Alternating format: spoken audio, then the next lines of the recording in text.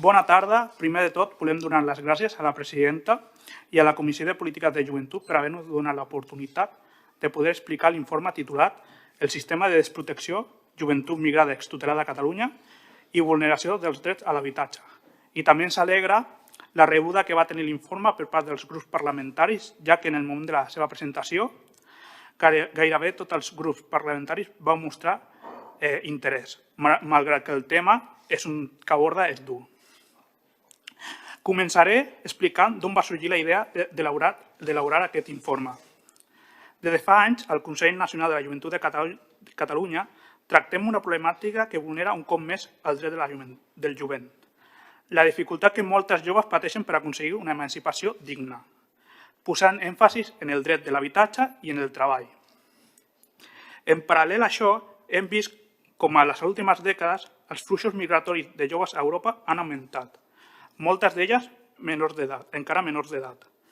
L'any 2014 van arribar a Europa 12.000 menors no acompanyats i en el 2015 van arribar 96.000. Llavors, amb aquest estudi volem analitzar les dificultats que pateixen les joves migrades a l'hora d'accedir a un habitatge, aspecte clau de qualsevol ésser humà per poder emancipar-se.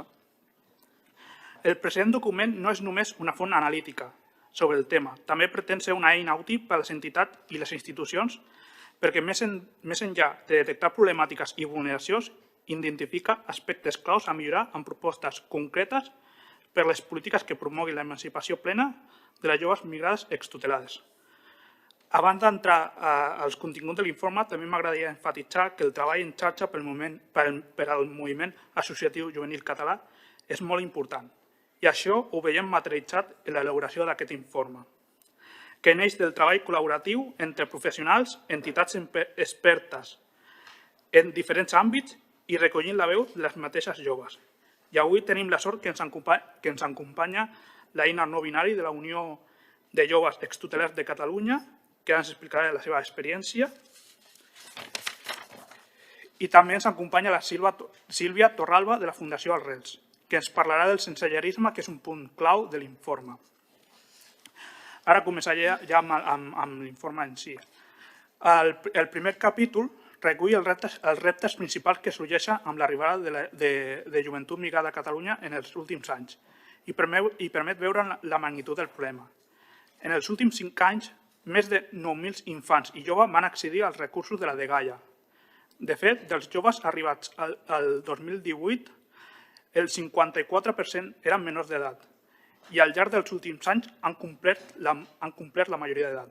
Tenint en compte aquesta situació i que l'edat d'emancipació dels joves a l'estat espanyol és de 29,8 anys, podem afirmar que una emancipació tan precoç suposa estar exposat a molta vulnerabilitat i precarització.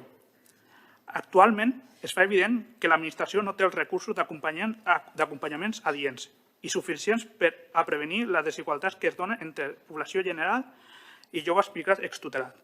Per tant, s'ha d'invertir en recursos per ajudar aquests joves a emancipar-se. Això passa per apostar per a programes d'acompanyament de professionals i serveis perquè puguin solucionar els problemes administratius i jurídics. També és molt necessari invertir en la salut mental, no només quan compleixen la majoria d'edat, sinó també quan les joves estan en el centre d'acollida, perquè hi hagi un veritable seguiment. I per últim, s'ha de combatre l'estigma que pateixen aquests nois i aquestes noies, mitjançant el foment de campanyes antirumors i potenciar les històries d'èxit. El segon capítol aborda els problemes d'accés a l'habitatge que pateixen els joves migrats extutelats. El capítol conclou que si per les joves de la població general cada cop és més difícil accedir a un habitatge digne, per a les joves migrades extutelades encara ho és més, donat per la gran quantitat de barreres per accedir al parc públic d'habitatge. L'emancipació precoç, falta de xarxa de suport, poca independència econòmica i finalment irregularitats sobrevingudes en alguns casos. Per reinvertir tot això cal augmentar el parc assequible de lloguers permanent, borses de lloguers i servei de mediació en el lloguer i que es modifiqui la normativa per evitar barreres a l'hora d'accedir a un habitatge, ja que per molt que hi hagi pisos a baix cost, si les joves migrades no poden accedir pels requisits exigents, no ajudem a l'emancipació.